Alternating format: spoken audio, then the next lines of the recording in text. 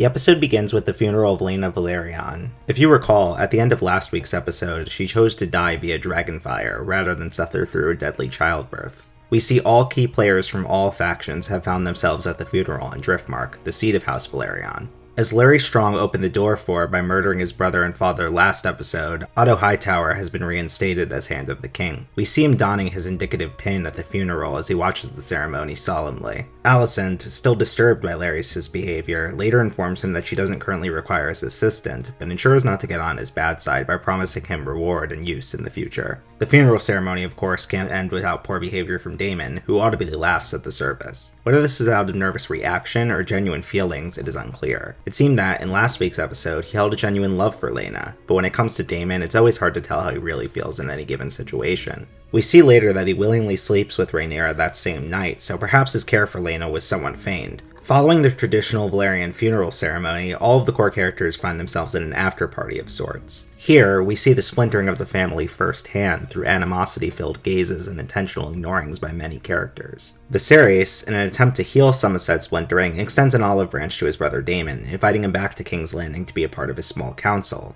Daemon, however, sharply refuses the proposal. Stressed and dazed by the encounter, Viserys accidentally calls Alicent Aemma, the name of his first wife who died 13 years earlier in episode 1. Could this mean that his mind is beginning to deteriorate in addition to his already falling apart body? At this after-party, we also learn that Aegon, Alicent and Viserys' eldest son, has been engaged to Helaena, his sister. While Aegon isn't thrilled with the arrangement, his brother Aemond shows some clear jealousy and signs that he actually harbors romantic feelings toward Helaena. Speaking of Helaena, amidst the drinking and conversation, we see her chilling in a tent by herself, playing with the spider. She is repeatedly muttering the same bizarre phrases over and over. I won't dive into their meaning, as that would necessitate sharing spoilers from the book, but what you should know is that this does seem to confirm the theory that Helaena has the ability to dragon dream, a prophetic ability found occasionally in the Targaryen bloodline. In last week's episode, we heard her say that her brother Aemond would not gain a dragon until he closed an eye. We clearly saw how that played out in this episode. I'll be very interested to see how this future sight ability will play out in later episodes, as this power was not something I recall being mentioned in the book.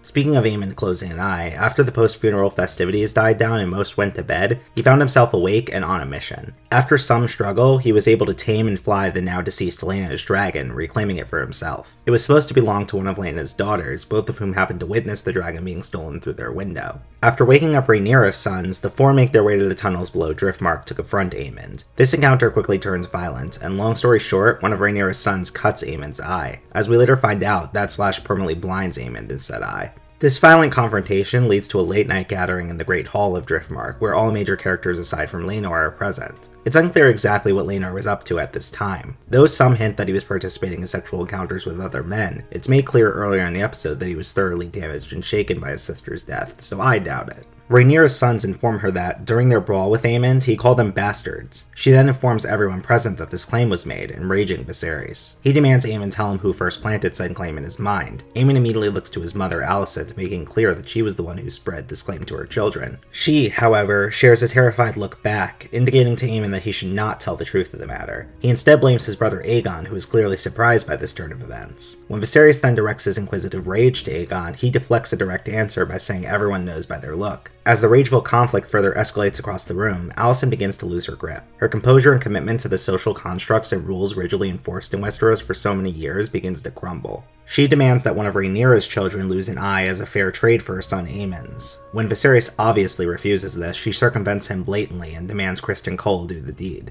As his loyalty is now truly to Alicent, not to the king he is supposed to serve, he attempts to comply, but is quickly stopped. Viserys attempts to end the meeting, but the final wire holding together Alicent's composure snaps. She grabs Viserys' knife and charges at Rhaenyra in an attempted stab, showcasing her true colors to everyone in attendance as Rhaenyra notes. The struggle is broken when Alicent ends up slashing Rhaenyra's arm. This offense is one of the absolute worst crimes that can be committed. The intentional harming of the heir to the Iron Throne could be punishable by death. However, Viserys, being the weak ruler that he is, doesn't take action, and the meeting dissolves. Before it does, however, we clearly see the room divided by those attending to Rhaenyra and those attending to Aemond, visually outlining those two starkly opposed factions that have formed in the Targaryen family. In a visit to her chambers the following morning, Otto surprisingly expresses his support for his daughter Alicent's poor behavior, citing that King Viserys is weak and will, in turn, forgive her easily. He ensures that Aemond gaining control of Laena's dragon was well worth the loss of his eye, since it gives them a powerful weapon against their enemies. After such a traumatic incident the night prior, Rhaenyra seems to realize that she needs a stronger support system in order to ensure her eventual transition to the throne comes to be. She sees said support in the form of Daemon. Together, the two hatch a plan to get Laenor out of the picture so they can marry. We are led to believe that Daemon manipulates Laenor's current boyfriend Carl into murdering his partner. However, by the end of the episode, we learn that was simply a misdirect. Wanting to give Laenor a life of happiness while simultaneously fulfilling her own desire to be with Daemon, Rhaenyra stages his death so he and Carl can escape to Essos, the eastern continent across the Narrow Sea, where they can be together.